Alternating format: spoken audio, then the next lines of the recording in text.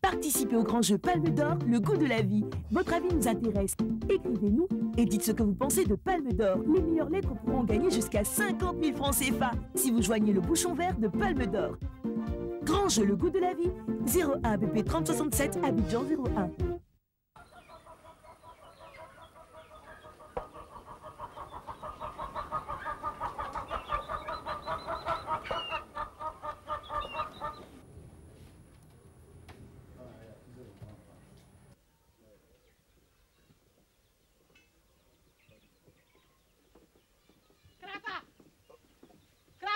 Oui, maman.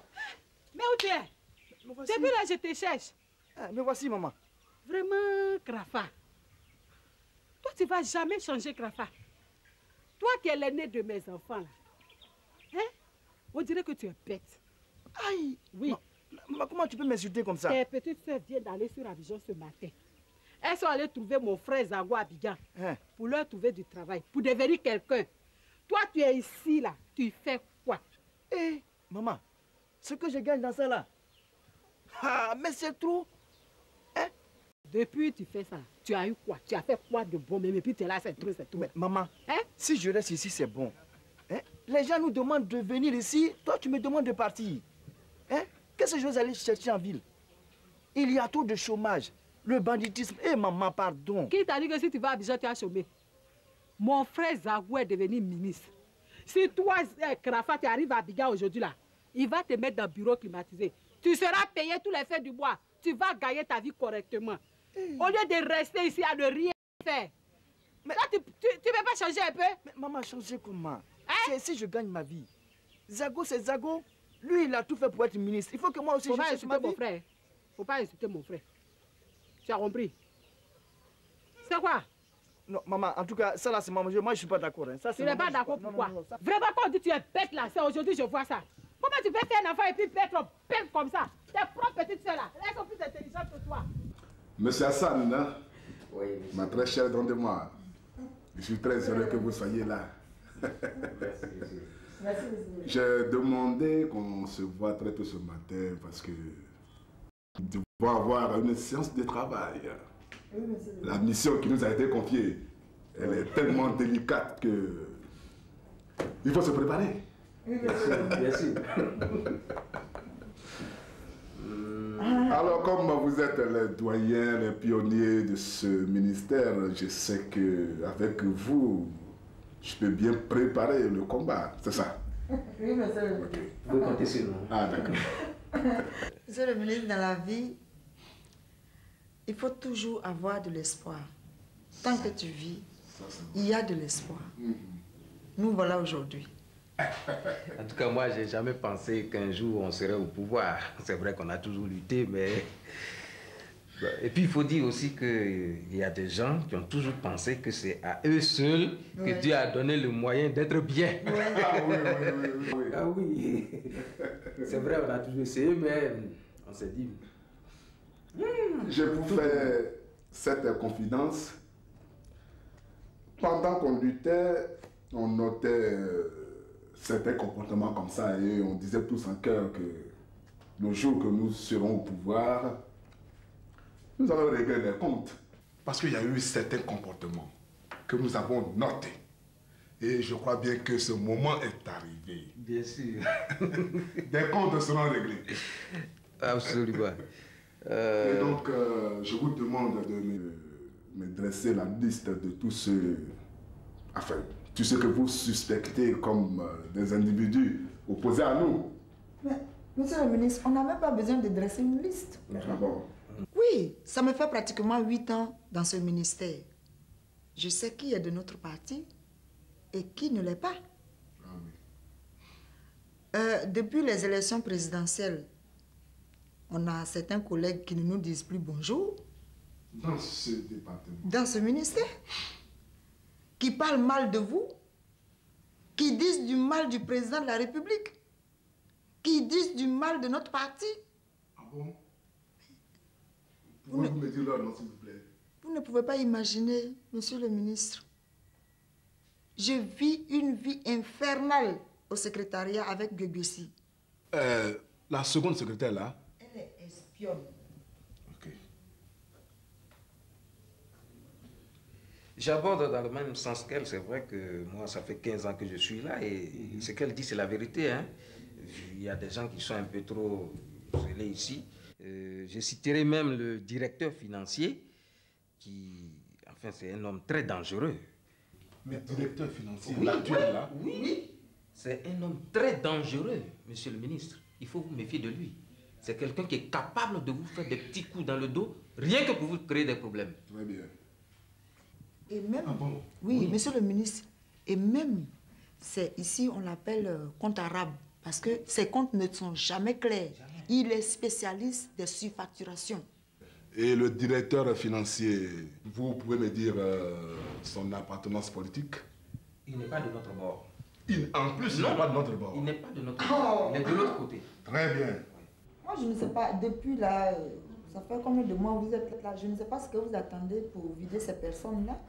Parce que quand même, c'est gênant de vivre dans le même bureau avec des ennemis. Hein?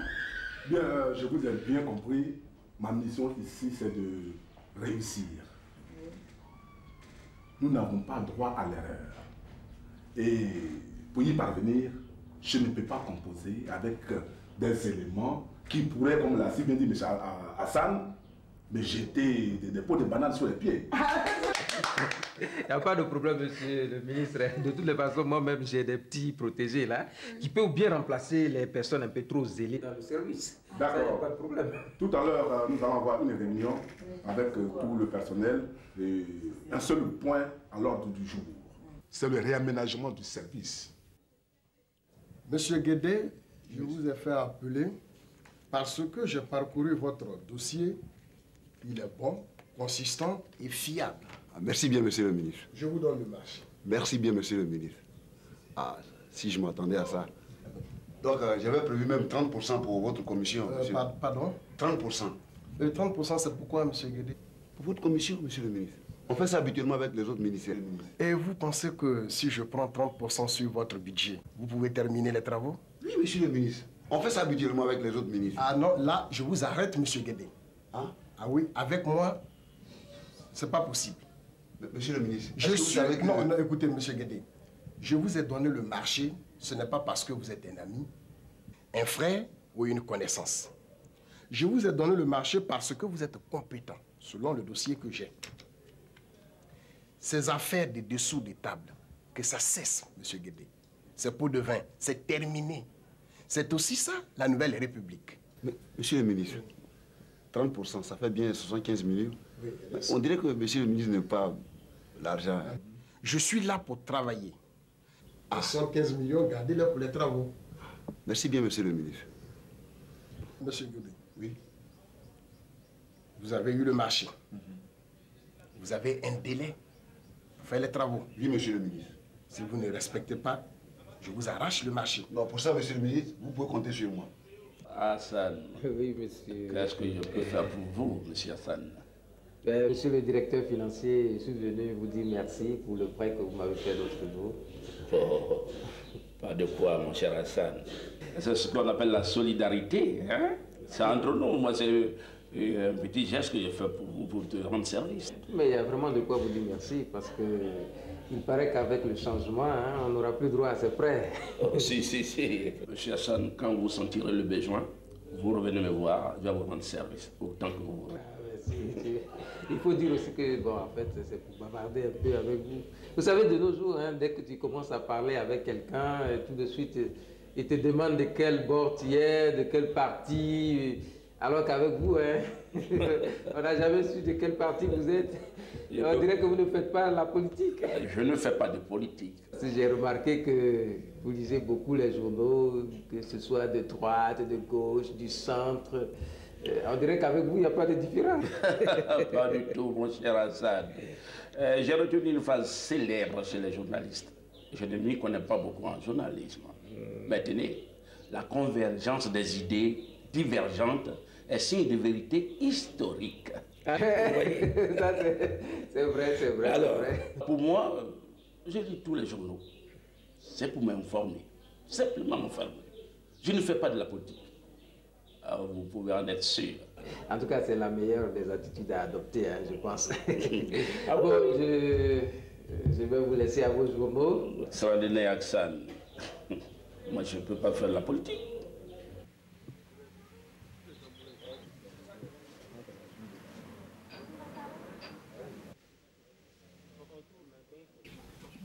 Julien, à monsieur le ministre, j'ai l'honneur de solliciter de votre haute bienveillance. Attends, c'est quoi tu as écrit là? Ah, mais faut lire. C'est pour donner à qui la lettre là? C'est pour envoyer à Tonton Zago. Tonton Zago là, il est qui pour nous? Ah, c'est notre oncle. Ah non, faut mettre Tonton Zago. C'est quelle histoire de génie? C'est quel gros français mais ça là? Mais tu sais pas quand je travaille là, c'est pas là on commence. Il faut laisser ça là, nous on n'est pas la même chose. Bon, tu mets Tonton Zago. D'accord, je vais mettre Tonton Zago. J'ai dit, oh, les filles là. Oui, maman. Qu'est-ce que vous écrivez là? Une lettre qu'on a écrite pour envoyer à Tonton Zago. Ferme ta bouche là-bas. Quelle lettre tu fais pour donner à quel Tonton Zago ça? Quand vous voulez chercher vos garçons là, c'est comme ça que vous commencez. Ah, maman. Hein? Mais maman, tu sais lire, il faut lire, tu vas voir. Ta bouche là, tu as raison de me parler comme ça. Ton grand-père là, t'as dit qu'il m'a mis à l'école. Hein? S'il m'avait mis à l'école là, tu ne serais pas en train de me dire ça. Faut lire, faut lire. Moi, je vous ai envoyé à l'école, juste là, vous avez fait quoi? Mais hein? Moi, j'ai eu le CP, maman. CP là, c'est ça qui est diplôme là. CP, t'as eu là. Son résultat là, c'est pas papi tout. C'est pas je nourris matin, midi, soir. C'est ça qui est diplôme là. On va à l'école pour avoir diplôme. Pour toi là, c'est où? Et puis, je vais vous dire une chose. Zago là, c'est mon propre frère. Si vraiment vous voulez travailler là, demain là, faites vos bagages. Je vais payer votre transport. Dès que Zago va vous voir à Abidjan, de ses propres yeux là, le travail est là. Donc, il y a quoi? Pourquoi vous vous fatiguez pour faire ça là? Ah, d'accord, on a compris, maman. Mais il fallait nous dire ça depuis. Petit copain là, là, vous êtes là, j'ai cru à tonton. Maman, est-ce qu'on a le temps de chercher garçon? Vraiment? Maintenant où tout le monde se cherche là. Oui. Je vais demander permission à mon patron. Et puis je vais chercher la veillée et puis l'enterrement. Funérailles comme ça, il ne peut pas rater. Décide. À qui tu es en train de téléphoner? En parlant du ministre, tu vois, Dieu ne dort pas. Quand on dit tous les jours pour le voleur, un seul jour pour le prophète, c'est ça qu'il t'a attrapé aujourd'hui là. Tu parles à qui? Ja, tu nous espionnes là, c'est la vérité. Je t'ai attrapé aujourd'hui vis-à-vis. Mais toi, de ce pas, je m'avais dit au ministre. Je vais lui dire. Je vais lui dire ce que tu as dit au téléphone. Je t'ai bien écouté, j'ai tout écouté. Dandema, j'ai pas peur de perdre mon poste. Tu as compris? C'est ma cousine qui m'a appelé pour des funérailles. Oh! Hein? Et je dis que j'allais demander permission à monsieur le ministre. Où est-ce que j'ai parlé de mauvais? Hein? Tu as parlé à ta cousine, tu parles du ministre. Tu crois que je n'ai pas entendu? Mais je dis, j'ai demandé permission. Mais toi là-haut, depuis que tu es là, on t'a rien fait là. Ça veut dire que tu commences à avoir des aides. Mais tu vas voir, je m'avais dit au ministre, tu seras viré. On va te vider d'ici. Comme ça, je vais respirer. Mais c'est quoi? Hein? Dandema, il faut me vider. De toutes les façons, depuis que vous êtes là, c'est la chasse aux sorciers que vous faites maintenant. Il faut me renvoyer, je suis fatiguée.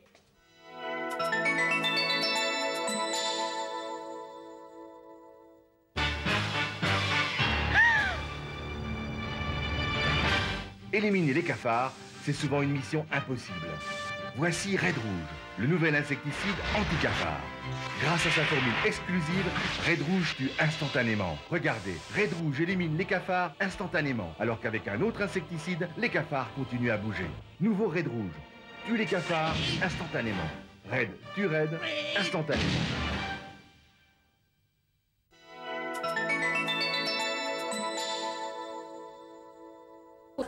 Oui. Je crois qu'aujourd'hui, on doit rencontrer les autres agents pour qu'on aille ensemble féliciter le nouveau ministre. Et en profiter pour lui remettre notre cahier de doléances. Pourquoi pas? La nouvelle République doit améliorer notre condition de vie, n'est-ce pas, Belo? Ça, c'est vrai. Parce que nous, les fonctionnaires, nous souffrons trop dans ce pays. Vraiment? Pourtant, les tests disent qu'un fonctionnaire, chaque 2 ans, devrait avoir une augmentation. Yeah. Mais depuis 15 ans dans ce pays, aucun avancement. Et moi qui vais à la retraite avec 11 enfants, avec le même salaire. Vraiment, c'est pas possible. Regarde dans quelles conditions nous travaillons. Je t'ai dit. Le mur délabré, l'eau coule, nous n'avons pas de climatisation, pas de téléphone. C'est vraiment dommage. Oui.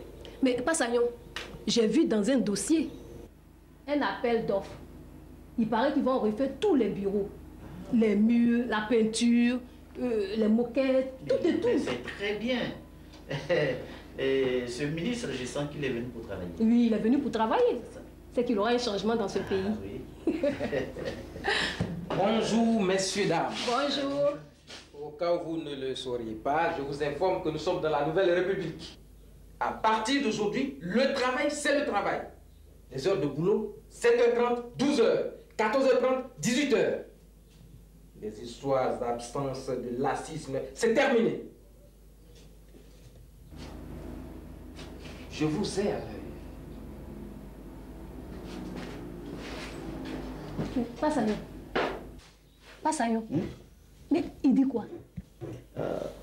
C'est eux qui sont là maintenant. Hein? Piment. Oui. Pardon, tape mon papier là, je suis débordée. Léa, nous avons tous le même boulot ici. Mais c'est moi, chaque fois, qui dois taper tes dossiers. Et moi, mes dossiers, qui va les taper? C'est parce que tu es rapide. Pardon, j'ai trop de choses à faire. Pardon. Ce midi, je paye ton plat. Si c'est ça, tu me donnes tes dossiers, il a fini ça. Ton délit de bègue, vraiment. Ma chère, faut laisser tout ça là. Ma chère, monsieur, j'ai mal au rein comme ça. On a eu chaud ici, plus que chaud, ma chérie. Quand le nouveau ministre est arrivé là, nous on pensait qu'il allait nous faire affecter.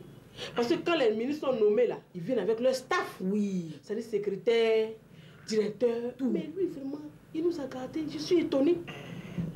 Mais vraiment, je respire un peu maintenant. Ça, c'est pas possible. En tout cas, ma chérie, tape le papier là, si tu préfères, vite. Hein? Ok, attends. Doyen, je te fais appeler parce que au cours de la dernière réunion, j'ai vu tout le monde sauf toi. Et quand je me suis renseigné, on m'a dit que tu es parti de toi-même. Alors, doyen, tu peux m'expliquer pourquoi tu es parti? Monsieur le ministre, vous-même, vous savez, moi, je suis de l'ancienne équipe. Notre gouvernement étant tombé, j'ai préféré partir avant qu'on me chasse. Doyen, moi, je ne suis pas là pour faire la chasse aux sorcières.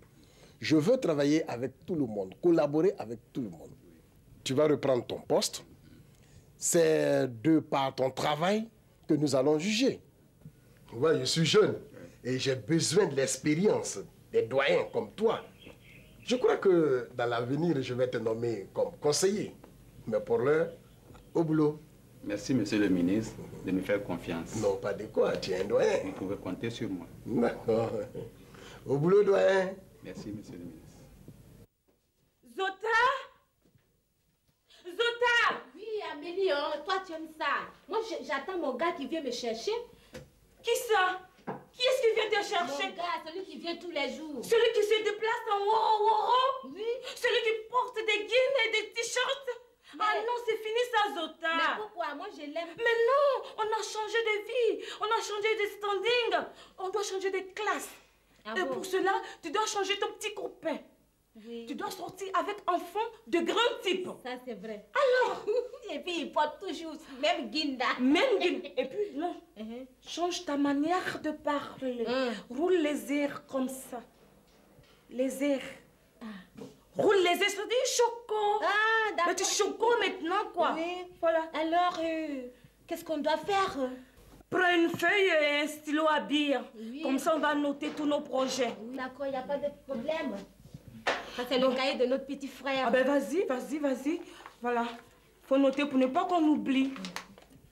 Tu sais, Zota, avant, on n'habitait pas ce quartier. Oui, ça c'est vrai. On habitait dans les bas-fonds. On est venu dans un quartier résidentiel. Oui. Donc tout doit changer. Oui. Bon, d'accord. Quels sont tes projets? Chers collaborateurs, au cabinet, vous êtes chez vous.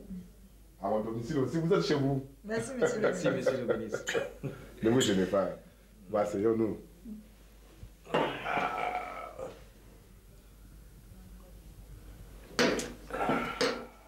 Tout y est. Tu as rectifié. Oui. Bon, 300 000 francs pour toi, comme tu l'as dit, et 500 000 francs pour moi. Bon, qu'est-ce qu'on fait maintenant? On s'en va? Ben, oui, on va mettre tout cela sur disquette. Oui. Et puis ensuite, on va saisir ça à l'ordinateur pour remettre à papa pour ne pas qu'on oublie. D'accord. Ok. J'espère que vous m'apportez de bonnes nouvelles. Oui, en fait, monsieur le ministre, si nous sommes venus, c'est vrai, nous nous sommes dit, nous sommes là pour 5 ans. Mais 5 ans, c'est à la fois beaucoup et peu.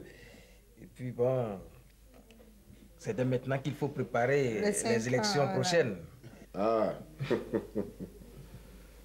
je ne suis pas inquiet. Ça, je vous donne ma parole.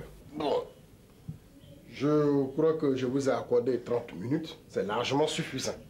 Je n'ai rien contre votre personne, monsieur, mais c'est ce que j'ai vu dans votre dossier. Excusez-moi, monsieur le ministre. Ça fait 4 ans que j'occupe ce poste. Je ne sais pas si quelqu'un est venu vous dire que j'ai fait mal mon travail. Bon, écoute, monsieur, pour les explications, tu les auras après. Mais pour l'heure, tu es affecté au courrier.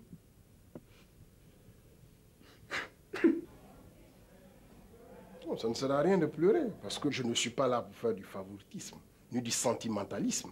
C'est le travail. C'est la compétence. Nous sommes là pour le changement. Mesdames, s'il vous plaît. Oui, monsieur le ministre. Pourquoi vous avez laissé rentrer la dame? Ah, monsieur le ministre, elle a dit qu'elle était votre sœur. C'est pour ça qu'on l'a laissée entrer. Et puis elle a même dit que vous avez un problème de famille très urgent à régler. Ah non. Je vais chez le Premier ministre. Vous allez retenir ça une bonne fois pour toutes. Monsieur le ministre. Mes parents, c'est à la maison. Vous avez entendu? Oui, monsieur le ministre. Autant je vous ai dit de ne pas parler de politique au travail, eux, c'est à la maison. Oui, c'est bien compris? Oui, monsieur le ministre. Merci. Piment, hein? Piment. Quand on dit le changement là, je te jure, ce monsieur là est dedans. Il va tout changer dans ce service ici. Hein? Attends là, Léa. C'est au début, on les connaît. Quand ils arrivent là, ils sont chauds comme ça. À la fin, c'est ce qui compte. Ils tremblent 3 mois là. Tu vas voir après. Attends, viens partir. Je t'ai dit, ma chère. C'est pas ça qu'on n'a pas vu ici. Mais Marius, qu'est-ce que tu as à pleurer depuis ce matin? C'est à cause de vous, les rapporteurs. Sinon, je suis allée à ton bureau ce matin, on m'a dit que tu es au courrier maintenant. J'ai dit c'est à cause de vous, les rapporteurs, que je suis au courrier. Mais je ne t'ai jamais rien fait, Marius. On t'a fait quoi? Quand on nomme quelqu'un dans ce département, vous courez aller faire des rapports. Celui-là, il ne travaille pas. Celui-là, il est contre vous. Celui-là n'a pas de diplôme. Mon ami, je comprends ton problème. Le ministre a parfaitement raison. S'il fait un réaménagement, c'est tout à fait normal. Et puis quand il est arrivé, il a le dossier de tout le monde. Toi, particulièrement, dans ton dossier, il n'y a que ton extrait de naissance. Avec ça, on ne peut pas être chef du personnel. C'est la magouille qui a fait que tu es assis là aujourd'hui. Je vois. Je vois l'un de mes ennemis dans ce département. Oui. Ennemi. Et d'ailleurs, je n'ai pas envie de discuter. Tant mieux. Dans le moment, je te le confie. La confiance n'exclut pas le contrôle. Monsieur le ministre. Monsieur. Vous avez là la surprise que je vous ai annoncée. Alors.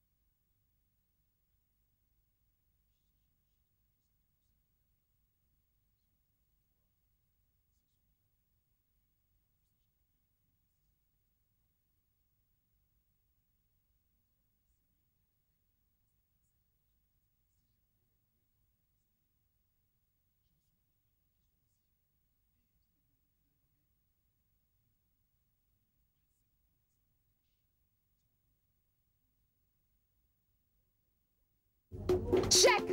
Qu'est-ce que tu as donné à Sita? C'est un litre d'huile. On t'a demandé pomme d'or. Et tu lui as donné l'huile mélangée là. Oui, on grille le poisson et l'huile la mousse comme ça. Pomme d'or n'est pas mélangée. On ne peut pas me tromper. Est-ce que tu n'as pas pomme d'or? Il y en a.